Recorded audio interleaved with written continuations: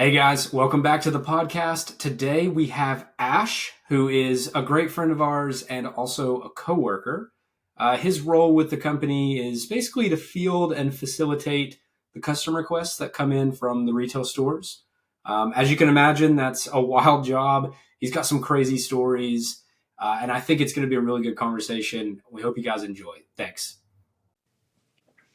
So actually, you know what? While it's fresh, let's let's continue. Like Ash, if we can, let's just continue talking about that because I want Neil to hear that. I think that's a really good point. Um, so we were talking about. I was telling him that we wanted to hear like how he got in the industry and all that, and we were talking about like the different experiences and stuff. Ash, say that again or go into that again. What you were saying. Yeah, sure. Neil, what Joseph and I were talking about was, you know, I was kind of just giving him a brief, a lowdown on how vastly different the interactions between customers and the stores are in India vis-a-vis the US.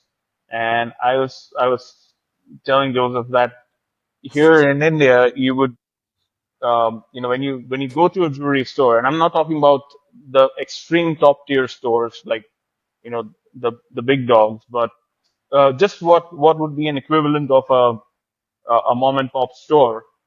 And I was telling Joseph that that whole customer support, customer centric sentiment is more or less missing. It's like you step in a jewelry store, and the guy opens the case, shows you a few trays, and he lets you select it. There's very little input from the salesperson as to asking for customer preferences, or if the customer is not too sure on what he needs to zero down on, then a little guidance perhaps, or anything like that. So it's a very um, it's just like going to a McDonald's, and you just go there, and you tell the guy you need a cheeseburger and some fries, and that's it. You say thank you and you're out. Yeah, You he know, was and saying. and that's the kind of experience that um, you know. Whereas I've been lucky, since joining Shah, that I have come across a completely different culture where even the smallest of mom and pop stores, will engage the customer so much. They'll take the time to talk to the customer and not just talk shop. They'll talk about everything else. Like I was telling Joseph, one of my customer has a pet dog, which she which is in the store all the time, and she would make sure that the dog meets those customers, and it just eases everything so much, because obviously you're meeting somebody whom you've never met, and you need to ease off that initial tension. So it's such a nice experience. They'll probably offer a coffee and a baguette or something like that. Here in India, not so much. It's more, like I said, strictly, more like a sales and business affair. You select these. Okay, we talk about prices, and okay, come back in a month, it'll be done. So Right. that always, somehow, uh, I don't like that experience, because Right. whenever I've gone to a jewelry store, and I've gone to a few, it's always that kind of a pedestrian experience, and it um when you buy something, it should be not just the product, but the service should also evoke joy in you. Mm. That's what I believe. And it's the same sentiment that I'm trying to replicate when I talk to my customers. So I was telling Joseph that many years ago you had asked me on over the phone, Mm-hmm. Ash, what do you do differently? And how come you've got happy customers? Knock on wood. Yeah, So Doc. I just told Neil, I said, I'm just me. Right now, like I'm interacting with you guys, it's the same thing. I don't have to put on an accent. I don't try to, make things extremely formal. I'm very casual, even in my personal life. So sometimes that's not a good thing, but yeah, that's generally how I vibe. So and that's generally how I connect with people. Right. So I talk about everything else. If one thing that I think I'm probably a little better at doing is that I try and gauge the customer, and with so many years of experience now in the customer service industry, I think I'm able to gauge which customer would like to have a conversation, and which customer is strictly business. Hmm. So it's not like I spend half an hour on each and every call that I get. I know my customers now. So some of them are like rapid fire. Okay, hey, give me the price of this. Okay, all right, turnaround time, done. Yeah. And some of them absolutely go on for hours. Yeah. So yeah, that's basically what I do. I don't have to, you know, my sentiment is that if you show someone that you're working, that takes away from the experience. Mm. You know, Hmm. when I'm talking to a customer, I don't refer to, I don't say, okay, Shah has come up with this, new jewelry style, or Shah has come up with this, or Neil or Salil have come up with this. I'll say, I have come up with this. Mm. This is what I think. This Yeah. is what Shah thinks about the customer. So that ownership, despite not being the owner, don't kill me. But yeah, despite not being the owner, that ownership, or that, what I would say is that you have to make sure that you are actually Shah. When you're talking to Shah, you're not somebody working for Shah. You Yeah. are working Shah. I become Ash Shah from Ash Patel. Right. And that's the kind of experience that I try and provide to all my customers. Wow. That's amazing. That's that's it, Joseph. That's a wrap. We're That's, done. we're We're done. done. I'm actually going to stop That's recording now. exactly. We tied it all That's up. literally that. Not just this. I think the podcast is over now. The podcast. That's Neil and pretty I much both what just we lost. were here to talk about. Yeah, that's all we're here to do. I'm sorry, it was more of a monologue than a dialogue. Yeah, no, Yeah. that's trust me. The audience is tired of hearing Neil talk. Yeah. They are so Oh tired. yeah. I It talk. I is talk way too much. Yeah. refreshing to hear someone new. That's Yeah, what all the feedback says. yeah, Yeah. That's one thing I get paid to do. I get paid to talk, right? That's right. That's right. Yeah, Ash, I'm not surprised to hear you say that either. I mean, I don't know how long have we known each other? Probably maybe 7 years or something. Back when I was in retail. Yeah, probably more. Probably so. And I've Yeah. I've never met anyone like more genuine, like regular, just a real person in the industry. And when that's kind of the next conversation that we were trying to have, and this is what we were getting into, Neil, before you interrupted us by joining. Is we were talking about the industry. Like one of the big things with this podcast that we're trying to do is just sort of open up the industry a little bit to people and talk about like how different people get into it, and the different jobs and things that exist in our industry that are available to people all over the world. And I don't know. So it's just really interesting to hear Ash talk about the differences in like cultures and stuff from across the world and the different experiences. But I I also want to hear. So I guess Ash, the next thing we were going to get into is like how you. It probably makes sense to explain like how you got into it. Yeah. So, straight out of college, I was always into, IT and technical stuff. So, I was working for a company based in the UK, as tech support, um, which is like totally unrelated to what I'm doing right now. But, so, um, Yeah, well, it depends. If I someone was, has an issue with their it was, app, they it was might be great. calling I always loved tech. Yeah. you.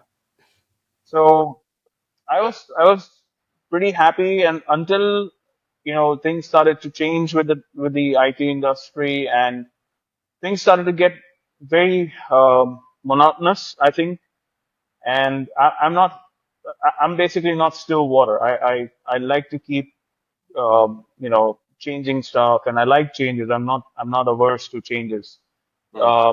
So it was kind of getting a little boring for me, and so I was kind of looking out for another job, probably in the same sector, but something more interesting. And I think I was about a week in between jobs, and that's when I that's when one of my colleagues, told me that, hey, there's this opening here in the jewelry industry, and I'm like, dude, I I honestly don't like jewelry. I don't even wear jewelry, you know.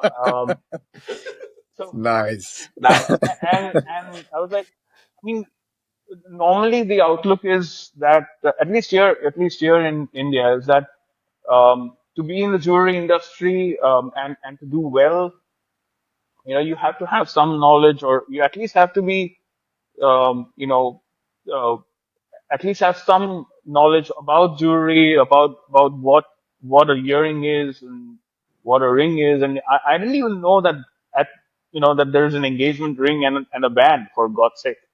So I was like, I'm not too sure. He's like, just go, man. Just give that interview and see how it goes.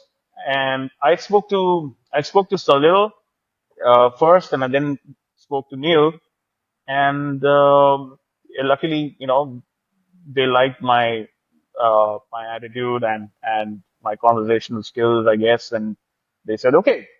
So that was a pretty straightforward jump, I would say. But honestly, the next 2 years or 3 years in the company, again, I started to kind of get that feeling that it's very monotonous, because back in that time we were not here into custom, we were not here into our Carissa, we were not here into our boutique, our Promesa lines.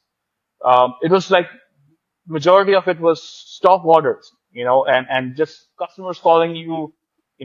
They would look for a style in the catalog, and they would ask you prices, and then they would place an order. You know, the only change probably would be, okay, just change the finger size.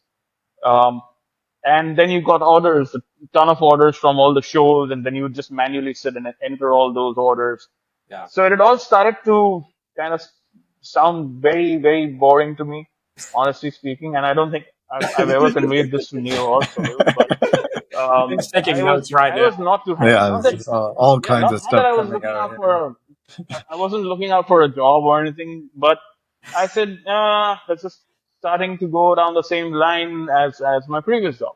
Yeah. Luckily, I don't know, this huge brain stroke that you guys got, and you guys got custom, and we started with Carissa, and that's when things started to get really interesting, because from that point onwards to this day, there's not a day that goes by where I don't learn something new. That's code for Is some that a crazy. euphemism? Yeah. Yeah, that's code for some ridiculous situation. Yeah. Not one So, day when everything's not FUBAR. Yeah. yeah. So I think from that point onwards, I just stopped thinking about moving, back to IT, or, moving back to computers, because I started to like what I was doing, and it started to show, in my work. Not that I was too bad in the initial years, but once I got the gist of it, once I, started developing an interest, I started to go online. I started to, watch videos, because I don't have any jewelry experience. I've never been in the industry, and jewelry industry, be it in India or be it in the States, it's a very closed industry. So, it's very difficult to get knowledge. Thankfully, we have YouTube. So I started going to YouTube, and I started, watching videos, Milgrain, for example, or Wow. enameling, for example, Yeah. inlays and stuff like that. So I would find each term, and I would, what the hell is Milgram? How do they do it? And I would go on YouTube, and I would absolutely spend hours watching those videos and stuff, and it was very, very fascinating. Um, so yeah, that is what piqued my interest, and thankfully, it's been 12 years, and it's only getting stronger. So I'm extremely happy with that. Yeah. Why do you think the industry is so closed off, especially over there? And I could be off base or something, but I mean, just me not knowing a whole lot about all that is, I sort of think of, especially India, as being sort of a mecca, I guess, of some kind for like diamonds or cutting stones and stuff. But you're saying it's fairly closed off over there as well? Like as far as like a regular person, you know, getting a job in the industry, I think is kind of what we're talking about. And it's just as closed off there as it is here. It is, yeah, it is pretty Yeah. closed off because till I came to Shah, I didn't even know that there's like a need for a customer service position in this industry. Yeah. That's how bad the jewelry sector is when it comes to customer service. So I was pleasantly That's how surprised terrible that yeah, Neil there's is something. at his job. Yeah, no, okay, uh, don't get me fired, but no. So Yeah. I was like, okay, I've never experienced this. Anytime I've stepped into a jewelry store, the maximum somebody does here is offer you, a bottle of water or a cup of tea, and that's about it. Yeah. And here I was venturing into what I love doing best, and that's talking. And thankfully, it's very pleasing to see that um, customer service holds so much of importance in jewelry sector in the US. I wish that some of that comes to India as well.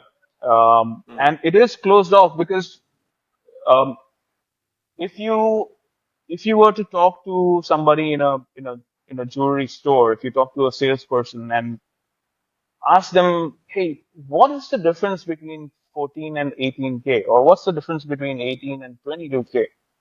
I'm not sure you would get an explanation for that, or you know, not an elaborate explanation at least. You'd probably just say, oh, this is just better. That 18K is just better than 14K. That's probably an Right. answer that you would get. Wow. I'm not sure people even know what the composition is. A salesperson would know what the composition is for 18K versus 14K. So it's that closed off, and like I said before, uh, they'll never, be very proactive and say, hey, I think this one looks better on you, don't you think? And they'll be like, okay, here are the cases, here are the trays, Yeah. you've got 20, 30 styles, and there you go, take your pick. Mm. And um, customization again is a sore thumb here because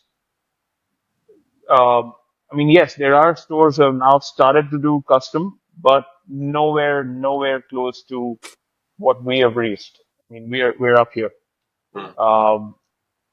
So the maximum customization that they would do is probably increase the size or you know make a few changes here and there, but nowhere as um, extensive as what we do. Right. Why do you think that is, Ash? Like the example you gave of 14 and 18. Why do you think that? Uh, Probably like the part of the reason sales associates don't have a good answer to that question is probably just because like general knowledge, like the public doesn't really know those things. Like the basics of um, just gold or jewelry or diamonds or whatever. Um, and so part of what we talk about here is there's so much that's really interesting. It's glamorous. This is a very glamorous industry, and everybody has kind of a mystique about it. Um, but it's a mystique. It's a very mysterious kind of thing, and people are like, "Oh wow, gold and diamonds," and it's very exotic. And but there's a whole nother like part of it, which is like not really mysterious, but just fascinating. Like there's how people work with gold, how a jeweler um, or a master craftsman or whatever, master model maker, how they will work with gold, how they would work by hand, in the past, and now all the technology that's involved in it. And like you said, mill grain, right? This is just a fascinating thing. Okay, you take a ring. What is mill grain? What does it look like? How do you apply mill grain to? And I think everybody's seen it.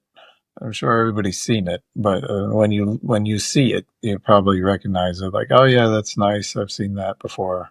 Hmm. But nobody knows. Certainly, don't know what it's called. Don't know um, how that gets onto a ring, um, and things like that. You know, this mill grain, or how even a ring gets made. It gets cast. From a model, from a lost wax model. Um, so the question is like, um, why do you think that is? And, like you mentioned, you went and looked at YouTube videos and they were fascinating. How do we get, we think that getting more people engaged with things like that. So we're trying to put together these conversations. We want to put videos out there showing these things, and hopefully more people do that and show kind of behind the scenes how it's made. And it's just when you actually do share it, everybody with the public, but even sales associates in the industry, like everybody, even people that have been in the industry for 30 years are learning stuff, whenever whenever we're kind of having these conversations or sharing content like this, or we're having experiences like this. There's so much to learn, and there's so many techniques and all this stuff. So we compare it to food, like the food industry. Probably 20 years ago, nobody knew how anything was made, and everybody would just go to restaurants. And in the last 20 years, all of a sudden, we're all watching cooking shows and YouTube videos of chefs, and we're all looking at, and everybody knows how, everybody's having conversations. You go to a cocktail party and everybody's talking about, oh yeah, I was making this thing, or I was watching how, you know, uh, like exotic things are made now. Um, and it's fun to watch because people is very like visually appealing. It's interesting. You can watch it and you can almost smell it when you're watching it, and you salivate, and everybody's interested in food. Um, so I think the same is true for jewelry. It's one of these. It's pretty up there with food and maybe one or two other things that are just really beautiful to look at. Beautiful to watch how these things are made. Um, but it's been very closed off, like you said. Um, obviously for security reasons and things like that. That's some of it, but I don't know. I was Yeah. curious to know why you think the public doesn't know this stuff. Yeah, no, I totally agree because I think it's more about the security also, and everybody is afraid that, oh, if I share this, will this secret be exposed, and somebody will probably eat into my share, or copy my styles, and that's generally what is keeping people. And secondly, I would say when the retail stores are employing people, I think now I've been in training prior to joining Shah, so I've been a trainer. Um, I probably trained about 300 to 400 people in my tenure over there. Um, I didn't know that. Wow. Training your staff is extremely important because the lack of training then translates into lack of information on the floor when the person's on the floor, when the salesperson's on the floor. And I think here, at least here in India, that training aspect is basically just telling them, okay, this is what you're supposed to do. This is what you're supposed to tell them. If the customer's saying, I want to increase the size, take a calculator, punch in some numbers, give them the numbers, and that's about it. You Yeah. know, say your thank yous, say your sorries. That doesn't work. And that's one of the reasons why. The other reason I would say is also people. Um, as much as India manufactures jewelry and consumes jewelry, I would say, um, in India, jewelry still has two purposes. One is obviously, for adornment. You would wear jewelry, but more than that, jewelry is also a big part of what Indians consider investment. Um, so it kind of dilutes or dissolves the sole purpose of buying jewelry, which is to wear it, which is to enjoy it, which is to treasure it. Mm. People are like, okay, I've got like two different dangle choices. Um, it's all right. I'll just buy one, and wear it. And then most of the times it ends up being in the locker somewhere, and it's more like an investment. Um, I think people in the US are very different when it comes to jewelry because people wear jewelry. People want to make a statement. People want to be happy. People want to be showing those pieces off to their friends, and Mm. that's where there's like a paradigm shift because it's always good to know that if you're buying something, you're gonna like that. You have to make sure that that experience of buying something stays with you for a lifetime. Mm. And that somehow seems to be missing whenever I've done jewelry shopping, the very little that I have done.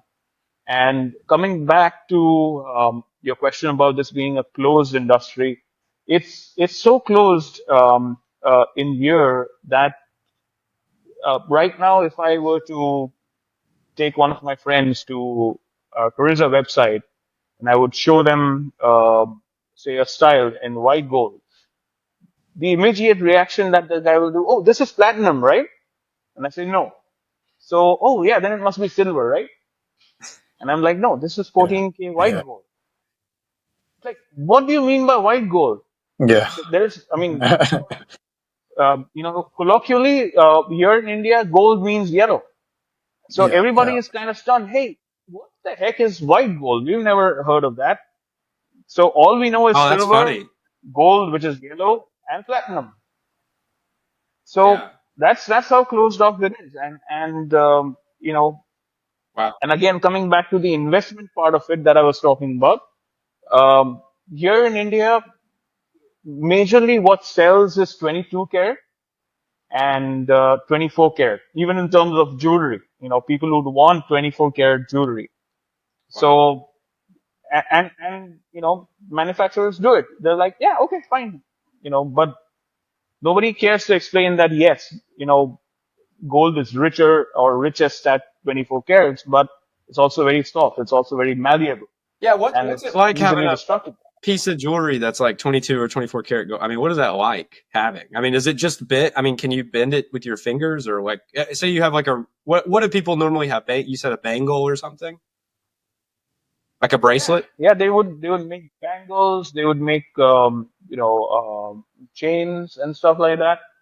And like I said, that's not a big problem because people don't wear jewelry on a daily basis, or not exquisite jewelry on a daily basis. Most of the times, it's Yeah. it's stowed away in a locker somewhere, unless a cousin Yeah. of yours is getting married or engaged, and that's when you bring out the jewelry and So the use is not too extensive. That's why Yeah. everybody is failed. If they wear the heck out of it every day, that thing's gonna break in a week. Yeah. if you make something out of 22 or 24. So a lot of demand in India is for 22 carat or 24 carats. Um, so again, coming back to the point where I told my friend this is 14K white gold, and he's like, I've never heard of 14K. What is 14K? That's barely any gold. And I said, Yeah. yes, that's because it's something that makes the metal much more stronger, makes more wearable for daily use. Same Yeah. with 10K, and they're like 10K. It's barely even gold. What is it? 40%? And they're like, what's the use of buying something that's 10K? It's hardly gold. Tomorrow, if I go and sell it, what value will I get out of that? Yeah. Yeah. So again, Yeah. it keeps coming Part back to that transaction. investment part of it.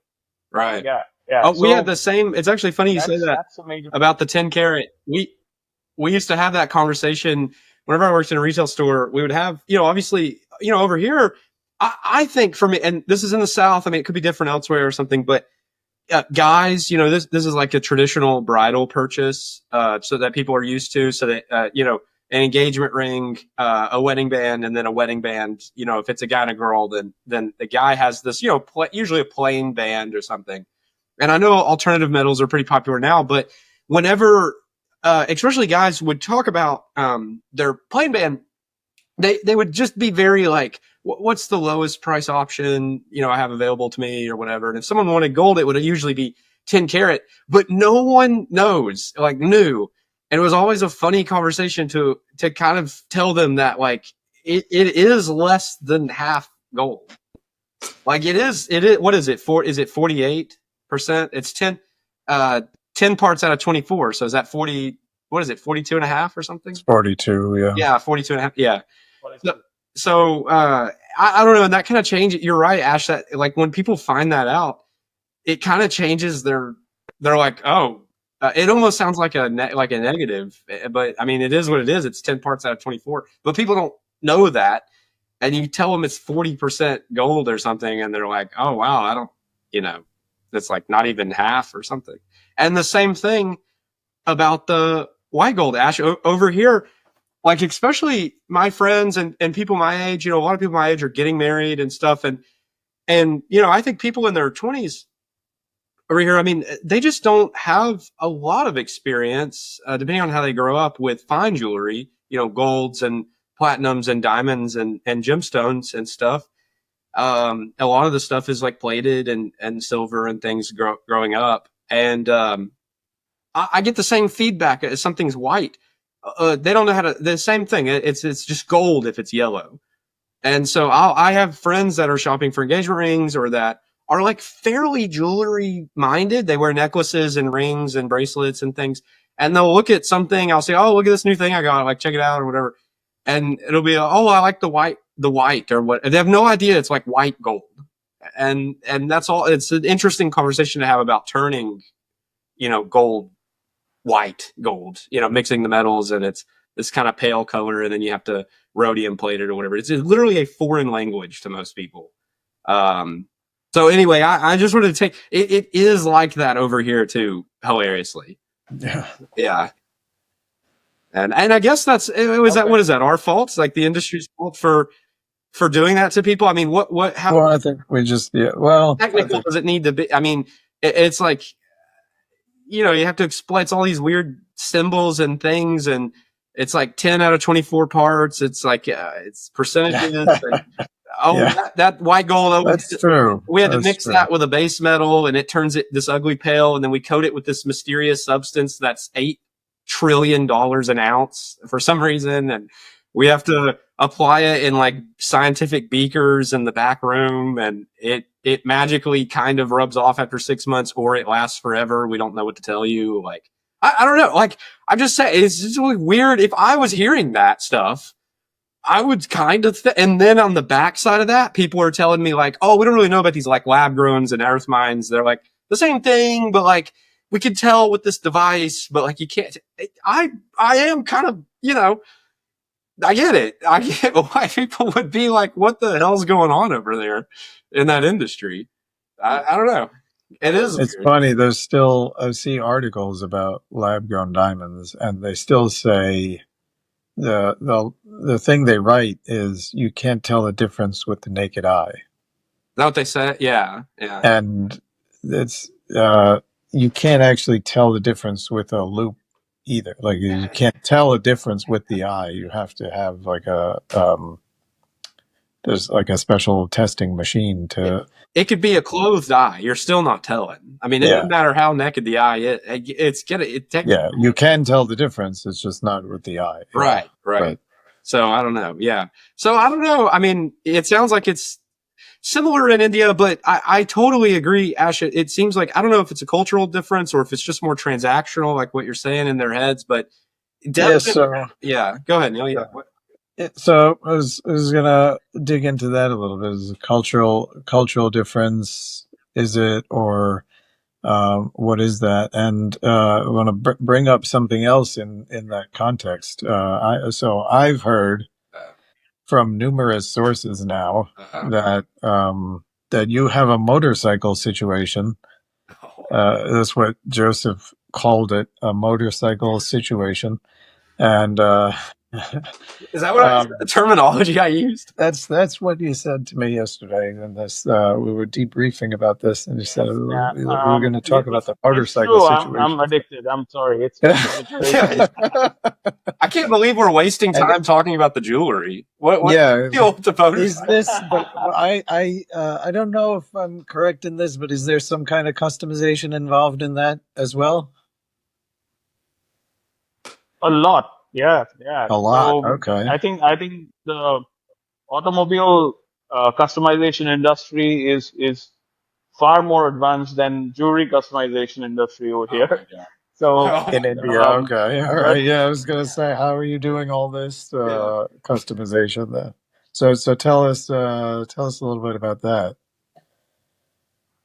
so yeah, just a bit of history. I've always been attracted to motorcycles because I guess I get it from my dad who used to be equally thrilled about motorcycles. So um, I remember he had a scooter back in the day, a Vespa scooter, and certain parts um, of India are still very rural, and my childhood was more or less spent in those parts. So you have very little cop presence, nobody to check what you're doing. Oh So that kind of no. worked in my favor because, yeah, because I remember me being 10 and a half years old, and dad is like, okay, so this is your brake, this is your clutch, this is your throttle, this is how you would operate it. So he would make me stand on the front, on the floorboard of the scooter, and he would ask me to take controls, much to the disappointment of my mom, um, because I was her precious baby, and my dad was being too adventurous, teaching a 10-year-old how to ride a scooter. So yeah, so they had quite a few conversations, but in the end, I guess it paid off, and so the motorcycle bug has bit me since that early age, and it's still continuous, and many times when I'm on my cell phone or on my tablet, I'm browsing through new motorcycle launches, and my mom is, didn't you just buy a motorcycle in 2023? I mean, it's literally brand freaking new. Why are you even looking at a new motorcycle? And so it's hard to quantify. It's hard to tell, that once you're bitten by the bug, there's no getting out of it. So yeah, we do have like a motorcycle club as well, where we go for Sunday breakfast rides, all small short rides within the city or just outside city limits, like about 100 miles or so, give or take. So there's like a group of us, Yeah, 100 miles is pretty. yeah, about 20 to 30 guys at one given time. Wow. Um, and yeah, we try and have a good time. It's basically me time, and I make sure that when I'm going on those rides, I'm going solo. I'm not getting anybody. Yeah. So that's my time alone. That's my way of venting or easing all the frustration. But yeah, so many times my friends will question me. They're like, you and your mom are the only two people who live in this family, and yet you've got three vehicles. So you've got a car, and you've got a motorcycle, and you've got a scooter. Yeah. Like, are you crazy? You're paying rent to park those vehicles, and Right. you're paying for insurance. Just can't help it. If it was on me, I would have like four or five more motorcycles, Yeah. each in different categories. So yeah, Tell yeah. us about the one you have. So I currently what's the one? Yeah. What's the current one you have? the current one that I have is a very old school but new uh, twin air-cooled twin 650 cc motorcycle from Royal Enfield. So if It's anyone called knows the anything about Interceptor. motorcycle, Royal Enfield, that's pretty hardcore. That's Yeah. pretty awesome. Yeah. Yeah. Just like OG. Yeah. Yeah. It is. And just to bring you some context about the company, I think it came back from the brink of extinction because the guy who's currently, handling Royal Enfield is probably the same age as I am, probably 5 years elder, and he brought that company, which was on the brink of dying, to what it is right now. It's one of the largest motorcycle manufacturing companies, and its presence is in multiple countries, including UK and US. Mm. Um, so the original company obviously was founded in the UK, and they ran out of funds or something, and then during the British regime, I think they had got the factory here, and they started manufacturing the same old motorcycles using the same old blueprint back from the 30s, 40s. Wow. So until 90s, you had these really elementary, rudimentary motorcycles, still leaking oil, still not starting in the morning, and people would say, oh, owning a motorcycle is like owning an elephant. One of these days it's just going to trample you. Okay. All So right. yeah, that's how bad it was until the Japs came in, and we started getting influx of Yamaha Yeah. and Honda and stuff in India. So Royal Enfield at that time was suffering big time because these small machines, small yet capable machines, were eating into their sales.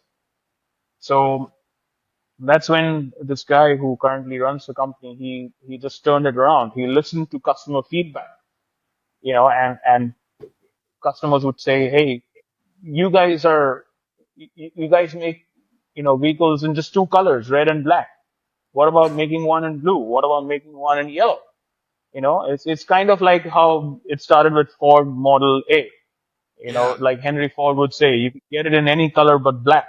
So that was kind of the ideology, Yeah. and that's when he started taking feedback, and customers would meet him at motorcycle meets, and they would say, okay, hey, can we change this? Can we not change this into change from the push rod engine that it currently is Yeah. into something more advanced, while still keeping that old school vibe. And the guy turned it around, and right now we've got this company launches around 8 models in a single year, and their plan is Wow. to launch 8 models in the entire 4 year period. So they've got a 4 year period in which they plan to launch 8 motorcycles each. So that's 24 motorcycles in 4 years. That's how diversified and the portfolio is now for the guy. So Wow. again, listening to people, more customer service, I think never hurts anybody. Yeah. There you go. I agree with that. What customizations have you? And we'll put I already told Ash no earlier to send some pictures to us. We could put them up. Yeah, yeah. And we'll put them up. But what I'll, customizations have I'll you share made? some pictures. Yeah. Yeah. Send some pictures. I I haven't made too many customizations because one, the custom scene is not too well liked by the cops. So, for example, if you in the US, this custom culture is so rampant and it's so accepted by everybody that you can customize the heck out of anything. Yeah. Not here in India. It's still a very closed um, you know culture where if you even modify, say for example, the color of your vehicle, be it a car or be it a motorcycle, you have to get the motorcycle or the car registered with the transport office, and Oh it's a wow. tedious process getting that done.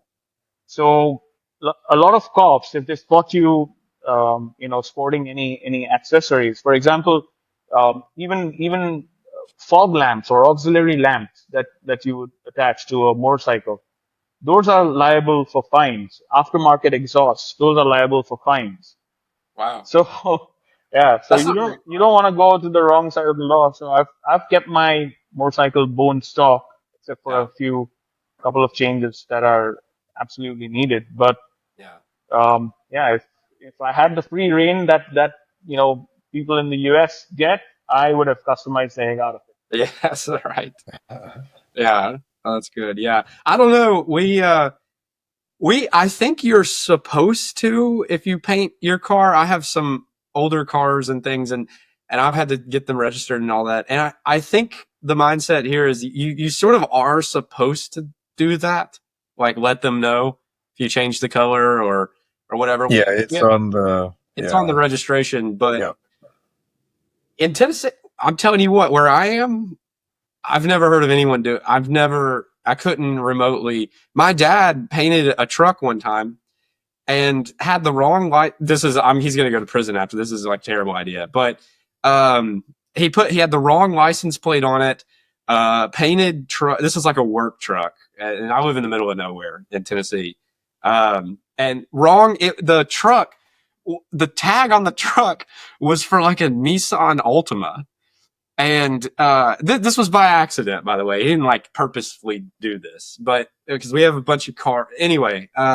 And wrong color, wrong make and model of the car, gets pulled over. This truck is like ratchet anyway. This is like barely working. Gets pulled over. The guy comes up and has the registration. Looks at it, completely misses the fact that it's an entirely wrong car, and then gives my dad a ticket for like a taillight or something going out. So I don't know. I think it's still like a thing over here, but I don't know if. I mean, he's probably going to go to jail after this airs, but I think it's a little more relaxed, I guess, depending on where you are. I don't know.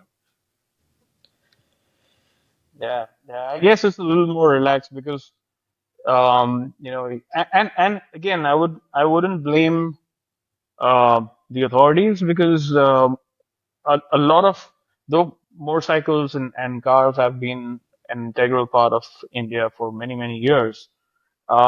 I think as a culture, people still need to learn the do and don'ts on this because um, as much as a nuisance motorcyclists are known to be in the States, I think they're 10 times more over here because Yeah, they would absolutely create chaos. We do not have our roads do not have separate lanes for motorcycles, for heavy vehicles, and for lighter vehicles. And even if they do, people barely abide by those rules unless they're under a traffic camera, and that's when they slow down to the speed limit, and then they just go off again.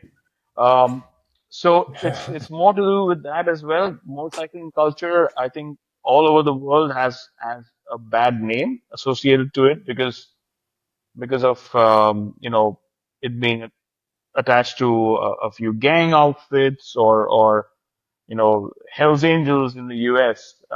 And that kind of same vibe is present here as well. People think that two-wheelers are a nuisance. You should literally come to the streets of Bombay and see it for yourself. They'll be like, if you're on a traffic signal, they'll try and pass through between two cars that are waiting at a signal. and it's like countless accidents happening every day. Yeah. India is unfortunately, one of the largest, you know, countries where the accident rate is so high, it's crazy. Um, Yeah. so that is why the authorities are, a little more stricter, comparatively, because people don't know where to stop. Right. You've got guys without any protective gear. They're literally on vests and shorts and flip-flops, and they're pulling wheelies on a public road, on a busy public road. Wow. So It's yeah, so that's adventurous why. culture. Yeah. Yeah. Are you, Yeah, adventurous by all means. yeah. Do you ever, Am I what? Sorry. do you have a desire to go on like a long biking, like a biking trip, north to south or something like that? Oh, absolutely. Yeah, yeah. In fact, we were before COVID hit, we were planning a trip up north, and it just kind of coming to fruition, and COVID stuck, and then after that, the Yeah. plan just went through the gutter because again, it's a considerable expense, and the other thing is that when COVID stuck, people found it a convenient excuse to get married. So many of my friends now have, their wives and kids, and now, they've got bad backs. They don't even want to ride 100 miles. So Right. yeah, but yeah, that's definitely number one on my bucket list. I want to go across the length and the breadth of India. Wow. Um, Nice. How long do you think that would maybe take? maybe Like, even up. how many days? Oh, it all depends. So if you were to start from Bombay, which is more of the southwest part of India, it can, depending on how many miles you do in a day, it may take you 30 days. Oh, wow. Because the roads are, yeah, the roads are not good. The conditions are not good. And that's why the speed limits are very, very low. Mhm. So, there's barely any patches on the road where you can even, so like 100 miles an hour is an unheard thing, and um, the few times that I've gone above, that is absolutely, you know, absolutely empty stretches of road, which are very, very few to find. Yeah. And I was, that also feels unsafe because you never know when a dog jumps out or a cow jumps out, you know. Cliched as it may sound, to the Western world, that still happens on our roads. You suddenly have, cows jumping out Oh and my God. the most ignorant of animals, men, just trying to cross when the lights are turned green. There's this phenomenon where people will try and cross the roads. So there's no concept of jaywalking in India. Okay, so it's not just the driving or the riding community. Yeah. It's the general public, the general janata. They will try to, for some odd reason, when the traffic light is red, nobody wants to cross the road, and then suddenly the lights get green, and then they just want to cross the road, and people just want to drive off. You're triggering me and So most drivers here as well. Just so you know, you're triggering us right now. This is, Yeah. yeah, we feel your pain. yeah, Yeah. yeah. So Yeah. All right. but yeah, it's crazy. Yeah. So coming back to customization and what you do and all that. So I wanted to hear you talk a little bit more about that. What are the, again, part of this is about um, learning like what happens in a jewelry store, or what happens in this industry. Some of that is the kind of amazing pieces that we see, uh, beautiful stones, beautiful design, beautiful jewelry. And then some of it is about like the situations, either just wild situations or really meaningful situations that stay with us because these pieces of jewelry are tied to a lot of the time tied to something, some meaningful circumstance, and that can get pretty. I mean, the situations are meaningful, and then the everything that goes on can get pretty emotionally charged. People, well, if there's a delay, we have proposals happening where people are. I remember one guy. He said there was a tight delivery, and I don't remember the exact circumstances, but what I do remember is it was the week of, and we were trying to make the delivery, and the guy said he absolutely needs the ring because he's got, I think it was like 30 or 50 people flying in from Germany Oh my God. for this family reunion, and then he was proposing on that day, Oh and my we were like 4 days out, and we didn't have the ring yet, so God. we were all on Yeah. tiptoes. Um, but yeah, I want to hear some of you're right up in there, so you're like in the middle of you're in the middle of the crossfire here. So I'm in the eye of the storm when it yeah. comes to such Yeah. situations. Yeah. That's right. So there was this incident where I think a piece which was extremely critical. We had a similar situation, guests coming in from Europe or something, and the guy absolutely had no buffer. He didn't have a backup, and we had plenty of time. But unfortunately, the ring that we cast didn't turn out right, and we had to cast a new one. And there was a shipping delay due to weather or something. This was I think somewhere close to our distress season, December. Yeah. So everybody is sweating bullets, and the retailer is like, Ash, I gotta have this, man, or this guy's just gonna straight up sue me. He's gonna want he's gonna want me to pay all the expenses for all the flight tickets and Oh no. and hotel booking expenses and Oh, stuff. So I'm in trouble, man. And here I am thinking to myself, I'm halfway around the world. Wish I could do something. But yeah. um, so we did get that piece on just on time, but not enough time to get it shipped out by UPS. Um, so it came on the day that it was needed, and I think Salil had to take help of a courier service and get that ring delivered through courier. Wow. Wait, it was So delivered like the same day, like someone came and got it and just took it?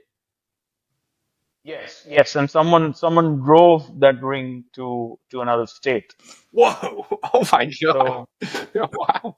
yeah, this is some, I don't know, about 10 years ago or something, and Wow. it was a very very very catch-22 situation, and thank God it worked. Wow. Then there was another instance where um, a customer in their 80s was dying of cancer, and before he passed, I think they wanted to get married. The couple wanted to get married, and there was barely any time. So it was like he may not even make it through the night. That kind of situation. Wow. And we got everything done on time. We rushed the piece in like a week or less, and I shared the tracking number with the client, and he's like, "Awesome, awesome, man! I can present this to the client." Well, UPS had other plans, and the ring got delayed um, to a point where it was thought that the ring was lost, Oh. and my customer is absolutely saddened by this, and he's like, Ash, man, I don't think the guy has enough time for us to make another ring, and I am so disappointed. So we were both frantically trying to contact UPS and checking on the UPS website, tracking it. The UPS guy is saying, I think this is lost. And, um, you know, we were on that call, and then I suddenly hear the customer saying, "Holy crap!" I'm like, "What happened?"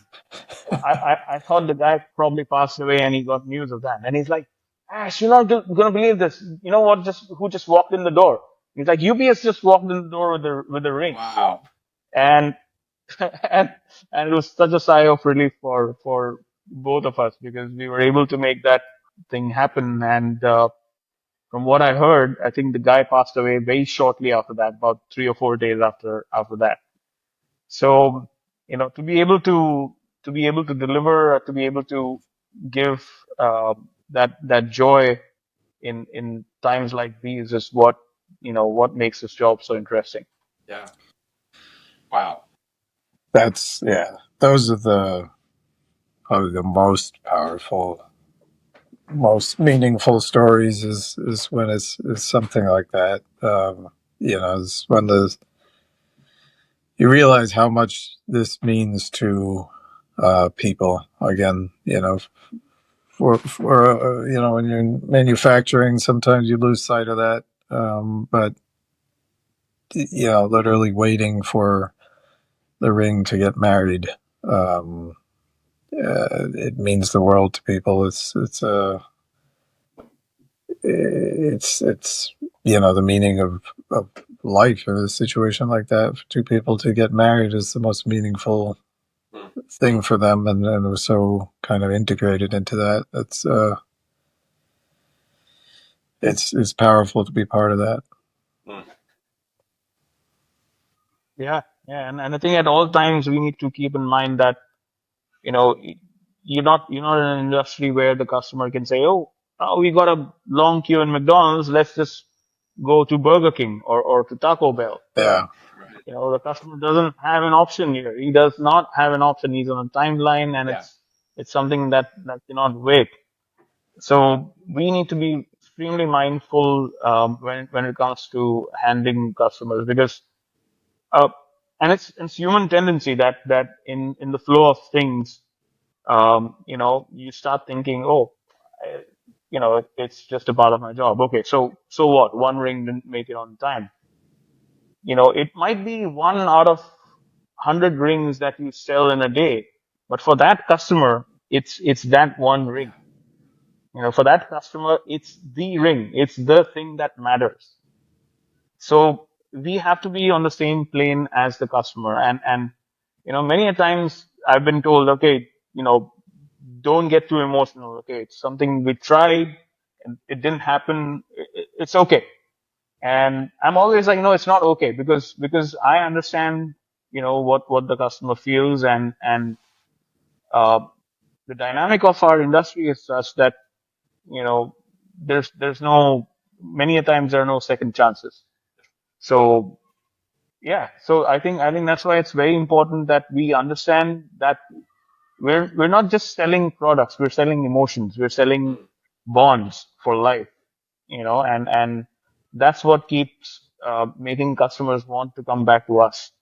I remember back when we started doing custom, the very very first few years when we started doing custom, um, a colleague of mine in the diamond department, he sold a stone which was over $100,000, and everybody was applauding. Man, what a sale! $100,000 stone that he sold just over the phone. I mean, that's how good everybody is at Shah.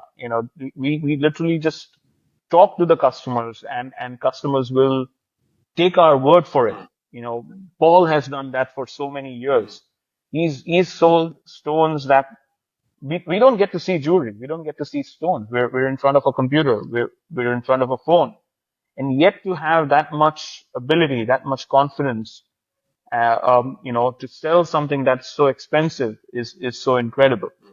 So anyhow, I was just kidding around with this guy, Neil. It was Mark. So I was kidding around with Mark, and I was like, one of these days, man, I'm gonna get a sale as big as you. And he's like, I don't think that happens because you're in jewelry. You don't do stones. And I don't know. I'll just make it happen, man. So there's this account in Florida, and they're not a huge store, and it's not a $100,000 a year store or something like that. But she just had some I don't know, some guy from, I think he was a senator or something, and he really loved his wife, um, and he wanted to buy something really expensive for her. So we ended up doing a $100,000 necklace, a tennis necklace for her. So like a huge, big piece that we did for her. And the guy was so happy with this that the very next year he came back to us and he bought, I think it was a $90,000 bracelet. Wow. So that customer tells me, Ash, this is literally the most expensive thing that I've ever bought in my store when it comes to jewelry. And I didn't think we could make that happen. And I'm glad that both these times Shaw made this happen and you made this happen. So that was a fun thing to do. So I won the bet against Mark, and I said, hey, Nice. I got a sale. What'd you win? This was I don't know. It was like 10 years ago at least. 8 years, if not 10 years. Yeah, but yeah, I remember we just had started doing custom, I think a year or year and a half into our custom. Mm. Ash, I've got a good So- one. I've got a good one that you and I were both involved in back when I was in retail. So this is a while ago. I don't know if you'll remember this as I start saying this, but we had a proposal. They're usually proposals that get it, and not to insult an entire group of people, but we've done that every episode, I think. But guys are really bad at this. They just come into the stores, and I mean, it's just like clockwork. It's like, yes, I'll have this totally custom made thing based on a Pinterest picture. I don't have any information other than I need it in like 7 days. I've already got people flying in from Germany. Like, that's just like clockwork every single day that happens. Yeah. So, and so we had one of these things at the store. Ash, you were, so at this point, we weren't, coworkers like we are now. I was in a retail store and you were sort of our consultation person, our customer service person, and helping us through all the jobs and everything. And by the way, before we start, I don't want to forget, I think it would be interesting to hear a little bit about like what the actual day-to-day, like what, how you're sort of interacting with the stores and things, and like what that process kind of looks like. I think people would find it interesting. But we had this job. It was a proposal. It was an engagement ring, and a really tight deadline, like maybe a week we had or something. And so, the same situation, we make it, we put it, at the top of the line, we crank through production, we do all this work, and gets to New York. It's Friday. I don't know why this always happens. This always happens like this. It gets Friday, and then we got to depend on a Saturday delivery, and that's just always sketchy. Today's Friday. Don't jinx It's it. always, today's Friday. Yeah, get ready. Yeah, I've just jinxed us big time. Yeah, we're gonna get a bunch of calls. And so, all right, so we shipped, UPS, whatever, overnight, Saturday AM delivery, the whole thing. And so I remember me and a coworker, we got to the store because you can never depend, so I'm more speaking to the consumers right now, to what some of these retail stores go through. I've heard countless stories. I know, Ash, you've been a part of a bunch of them. They really do work their butt off to get these deadlines done. Me and a coworker arrived because you never knew when the AM delivery person was going to get there to the store. And if you miss them, you're screwed. Yeah. And so we got there so early. So let's just say the store opens at 11. I mean, we got there at like 8 or something. And so we're just going to sit there until this thing comes in. And then we needed a set of stone in it as well. So we had jeweler work to do on it too, same day. The guy was leaving. He was taking a road trip to Florida um, with this ring, and his girlfriend was going with him on the road trip. And so they were going to propose. He was going to propose on the beach or whatever down in Florida. So they were going to be together. So he needed to pick this thing up before they left for the road trip that day.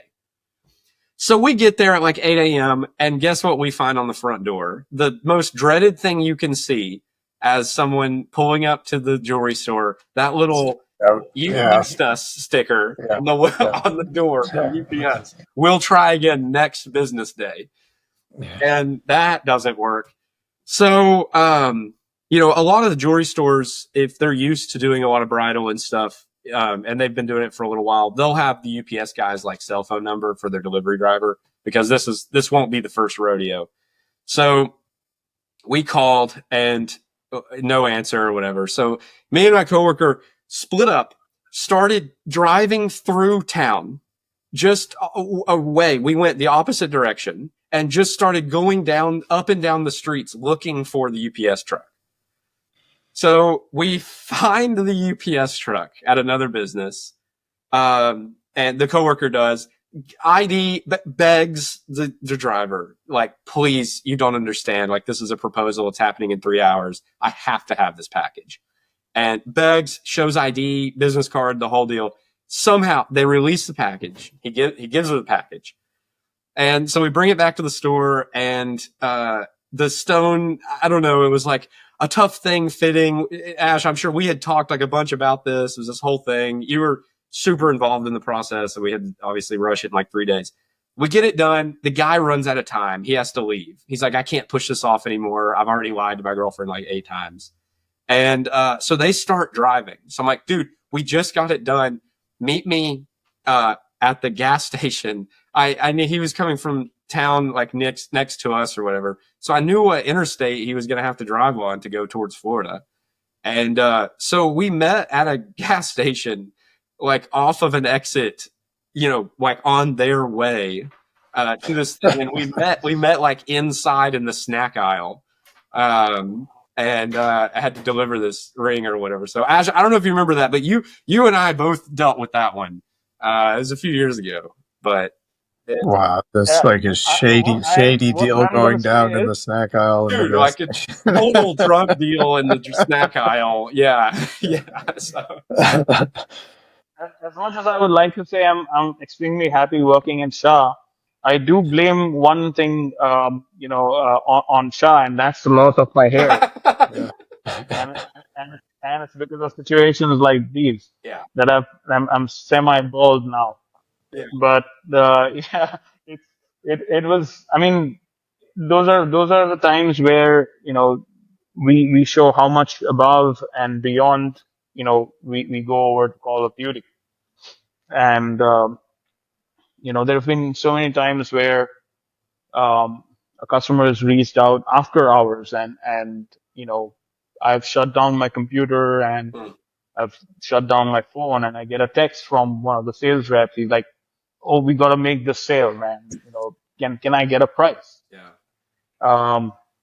And Joseph, if you remember, when you were in the retail store, we would often have these situations where you had to have that price ready, because the customer is in store. Yeah.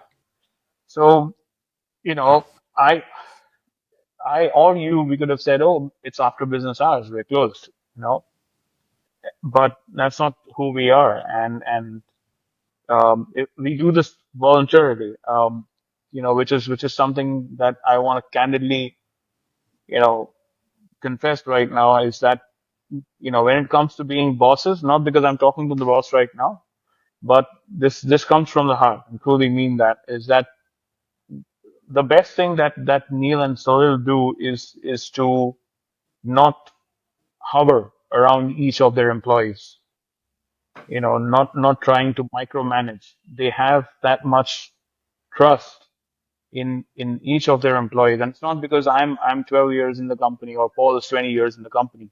Even for new people, they still have that much trust to let them do what they're supposed to do. So, and for me, that is one of the key points of, employee satisfaction, because you don't want somebody constantly pressurizing you, constantly asking you for, oh, what have you done in the day? Give me a breakdown of your day. Okay, you take calls for 3 hours. What are you doing for the next 6 hours? Okay, how much time does it take for you to type in notes? Oh, 3 minutes, 3 minutes into 100 calls, 300 minutes. So that, and I've worked in that environment before. Yeah. So I know it's a royal pain in the back. Um, You just and, giving him some and that ideas. is, He's taking that notes, is, right? Yeah. He's taking notes. I'm laughing because I asked him some of those questions. A couple of I'm times. laughing He's taking too. a pot shot. I'm laughing too about that. Yeah, he just had that conversation. Yeah. yeah. I mean, Neil does ask that from time to time, but Yeah. it's not every day, and it's for an entirely different reason. So Yeah. it's not like he's trying to is not he doesn't trust you and wants to know what you're doing the rest of your time when you're on duty. I remember when this whole COVID thing started, and many companies allowed their employees to work from home, including us. And many companies, especially in the IT sector, they started to ask their employees to keep their webcams on all the time when they're working. And if the guy moves away from his computer, his manager would call him and he would ask, "Where the heck were you?" Oh wow. You know, yeah. So that happened. That happened on a big scale, and there was disgruntled employees venting out their frustrations on social media, on Twitter, X, whatnot. And I'm so glad that this kind of thing that does not happen at Shaw, because that is what makes someone voluntarily go above and beyond what they're supposed to do, and that's something that I think Neil and Sohail understand. Mm. And yeah, that, by the way, comes from the heart. So yeah, that's one of the things that has kept me going, and not look for another job despite getting lucrative offers. There it is. So don't worry, Yes. I'm here to. Slide that in, man. Yeah. Yeah. It's like, Slide that in. That's good. Neil, how much did you pay him to say that? yeah. It- The thing. it's the new year, man. Yes. I'm due for a raise. Yeah, Okay. it's super. You guys have a one-on-one coming up in the next couple of days, don't you? Yeah, that's yeah. No, Well, this is all voluntary. It's all yeah. you know. I can see the gun in the window in the background of his, and yeah. Yeah. You can. Joseph, you probably don't know. Neil's texting me right now. Yeah. Yeah, that's good. That's good. Well, No, I'm But, kidding. Thank you for the kind words. Salil's not here, so you don't have to say all those things about Yeah, him. and Yeah. I know it doesn't apply to Salil. It's just Yeah. yeah, he's Neil that we like. Yeah. You got to get him I'm, on next I'm time. sure Salil will probably watch like 25 seconds of this video at least. So Yeah. I hope you highlight those 25 seconds. Yeah. Yeah, that's all he's good for. He's gonna get the 25 seconds. He's got the just. He's like, yeah, I get it. Come on, all right, let's. Yeah, we're gonna edit the YouTube shorts. Yeah. Yeah. I think this is very funny, but initially when I joined, so you have to give these end of day reports, to Salil. And there was a time when Nauzer was on a leave and Paul was on a leave. They would normally give the end of the day report. And one fine day, there was a situation where I had to give that. And I, the chatterbox that I am, I just started. And so it was like, hey, you got to stop beating around the bush, man. Just tell me, how much did we do? Oh, So that's good. that happened. And, the next few times I was like, whenever Salil would call, I would have the report ready. I was like, hi, Salil. Okay, we did this much today. These many custom orders, these many special orders. Yeah. So Salil one day asked me, did you seriously take everything to heart?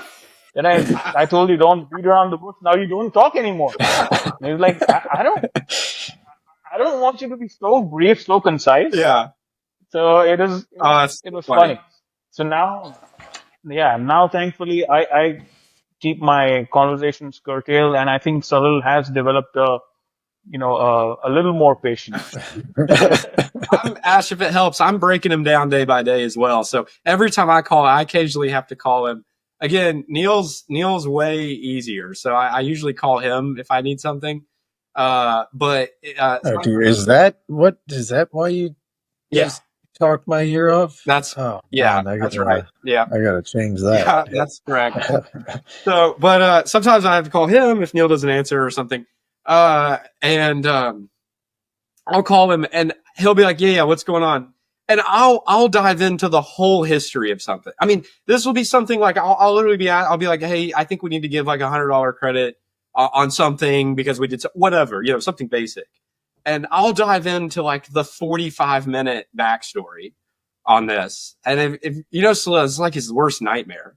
And so he'll just cut me off after about 30 seconds now. And he'll be like, hey man, like, I get it. I need to know, like, please, what's the amount and what do we need to do or whatever. And then, so yeah, he is a little more concise, but yeah, Yeah, yeah. yeah. I have a different technique though. This is how I gauge that Salil is getting a little impatient. Is when you start to hear him sigh a little more louder over the phone. That, that, Yes. that's when I know Yeah, he's it running does. out of Yeah. rope. Yeah. Yeah. The sighs do get a little louder. Yeah. Yeah. Yeah, Neil, you can yeah. So tell. that's when I know. Okay. I have a good test for Neil to know if I'm running out of time. If we're talking, and eventually, if I'm just like straight monologuing, which is regular basis, and then every once in a while I'll stop talking and I'll just listen. How long? Okay, how many seconds before like an active listening phrase is said? So like if I'm talking and he's like listening or paying attention or like yes I'm engaged or whatever, he'll be like yeah yeah, or he'll have feedback. But sometimes if I quit talking, it'll be like 45 seconds of this silence that we both sit there, and then I'll realize that he's been like watching TV. I don't know what he's doing. He's doing something besides, and then yeah. So that's Neil. There you go. Maybe that's why Hey, you Neil, can he's on to slip in. you. Maybe that's where you can slip in the. Is that with me or that was Solo? That's with you, dude. Oh, that's with me. You. Yeah, That's okay. all. I was gonna say that sounds like something I would do, but That's all you. Yes, that's all you. yeah, dude.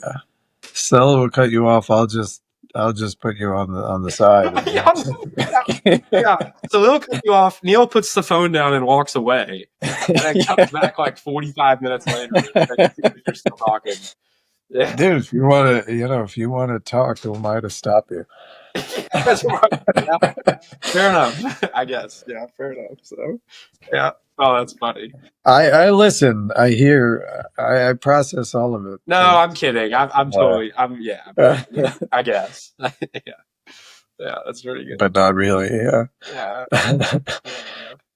All right. Well,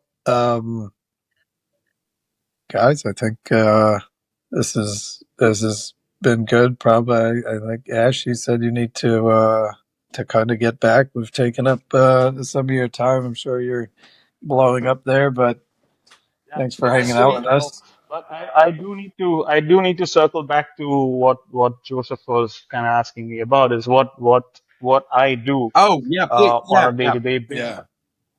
So yeah, so basically, obviously, we try and develop business, and so we try to increase the business of our existing customers, and at the same time, try and open up new accounts, new stores, and get our foot through the door. So obviously, the primary objective is to do that, and so that's majorly customer service. But what we also do, because of the unique nature of how Salil and Neil have come up with this idea of having an office here in Bombay or Mumbai, and it's very unique because that gives um, the customer time to talk to us rather than communicate via emails or communicate via text. Yeah. And it just makes it so much easier. And because we are based in India, it gives us that ability to communicate with the various departments, with the production team, with the design team, and so that kind of makes us a liaison of for the customer, or SPOC, single point of contact. Um, you know, so primarily I on a day-to-day basis would interact with customers. I would interact with the design team, with the production team, with the credit team when needed.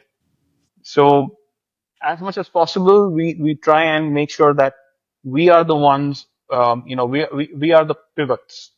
So we'll try and make sure that all of that information that the customer needs is taken from these various sources and it's conveyed to the customer. Similarly, all information coming in from the customer is accordingly conveyed to the business, to the, sorry, not the business, sorry, the design team or the production team. So a lot of what we do on a day-to-day basis is like that. There are times where, and again, this coming back to the culture, culture difference or culture gap. Um, Many customers, when they're interacting with us for the first time, they're a little apprehensive when they come to know that our office operates from Bombay, and that's because they're worried about obviously language difference and cultural difference. So they're like, okay, I'm talking to someone who's halfway around the world in India. I don't even know if that person knows what an ash folder is, for example. Um, so that's something that's not common or not prevalent here in India. And yet it's a very common thing in the States and many other countries, so it's a lot of time there's a gap. So that is where we come in, because I, obviously I know Indian culture, and now with so many years, I know the US culture. So I'm able to bridge the gap between, the two cultural differences. So if the customer, conveys this information to me, I need to relay it to somebody in Bombay who's a designer, and I need to relay it in such a way that that person understands what the concept is, and then he makes the right designs. That way, we are avoiding disappointment, we are avoiding repetition um, of making the CADs over and over again. So, so yeah, it puts us in a unique perspective, because I have both sides of the story, and I kind of connect those two stories. That's primarily, you know, especially in a custom environment, this is, become really important for the client's feedback to go to the design team, to the production team, and vice versa. So if there's something that, we cannot achieve by design, then it has to be conveyed to the client in a way in which the client will understand, not necessarily technical jargon, Right. So And when you say client, you mean just for that's like basically regular people listening, when you say client, for us, that's like a person in a retail jewelry store that's reaching out to us. That make a custom piece. It could be a salesperson or a buyer or whatever. This is not like a consumer, but a someone in a retail, jewelry store. Yeah, yeah, Yes, the retail store person. yeah, Yes, a salesperson in a retail yeah, store. yeah. So yeah, that's basically a lot of what we do, and of course, um, putting out fires, which happens from time to time. Um, so, but that's all a part and parcel of the Yeah, job. that's right. Yeah, I think, a lot of people would be maybe, I don't know, surprised is the wrong word, but it's just really important, you know, I think to hear that and stuff. Some of the best manufacturing on the planet is coming from India. And I mean, the guys we have there have been working there forever. They're craftsmen, they're artists, designers and everything. But, like you said, I mean, to get that to a consumer, like a regular person in the American market, you go to a retail jewelry store and the retail jewelry stores are awesome, but they obviously they don't have the connecting point to, the global manufacturing kind of network and stuff of what you would want.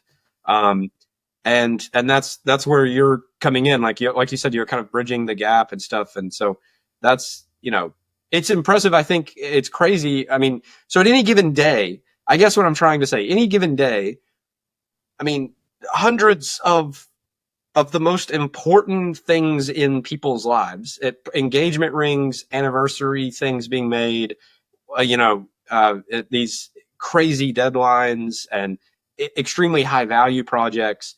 You're just fielding all of these every day and communicate from all across the United States, depending on your customer set, and relaying that to the design team and getting this back and communicating both parties and sort of connecting them and stuff. That's pretty crazy. Yeah, it is. And especially when there's somebody new and they learn that I'm here in India, it's a pleasant surprise. And sometimes I get statements like, "What? Is it 3 in the morning? Why aren't you in bed? Yeah. What time? Yeah. How much coffee do you have?" What is the time difference? What is the time difference between like New York time there? So right now it's 11:53 in the States, and it's 10:30 in the night. Got it. Okay. So you work, yeah, I don't think a lot of people know that. You work at least partially like through the night. Well, the next 7 hours, or 6 hours or whatever it is. Through the night. Yeah, through the night. Through the night. Yeah, Yes. through the night. So we start in the evening, and we end in the wee hours of morning. Yeah. So depending on the ST, we either wrap up at 4 o'clock or 5 o'clock Yeah. in the morning. And that's a little fascinating because not a lot of companies, at least in our industry, follow this model. Sure, you have credit card companies, those pesky tech support people, Yeah. Yeah. bugging the heck out of US guys. But I think it's a brilliant idea, and I was even before joining Shaw, I was doing night shifts, so it's absolutely normal for me. It's always been normal for me. So Nice. Cool. Well, we're at about an hour and a half. I'm sure there's 15 current emails sitting in your inbox of deadlines that are coming up ASAP or whatever. So this has been awesome. I mean, yeah, this is really cool. I love hearing. I obviously am a part of the company. We're coworkers and everything, and even I don't know a ton about the jewelry industry in India and some of the cultural differences and stuff like you were explaining. And so I think it's fascinating to hear that. And we don't have to get into it now, but I'll just point out for anyone that had listened to a previous episode, I think it's hilarious. Neil, maybe we could talk about this on our next one, based on what Ash just said, comparing that article that you were talking about like 2 episodes ago on their own. Remember the guy that sent the person the Diamond Council article or something? Yeah. Talking about like experiences in the industry, like internet stores. And I think it's interesting hearing that article, us comparing that to, a traditional, like very good independent, like mom and pop store, jewelry store experience that someone can have in the States. And then comparing that to, what Ash is saying is kind of like a typical experience over there it's interesting, I guess, to say the least. So, Yeah, absolutely. but yeah, this has been awesome, Ash. Thank you so much. Yeah, this is great. thank you guys for having me. Yeah. Thanks for hanging out. Yeah. Cool.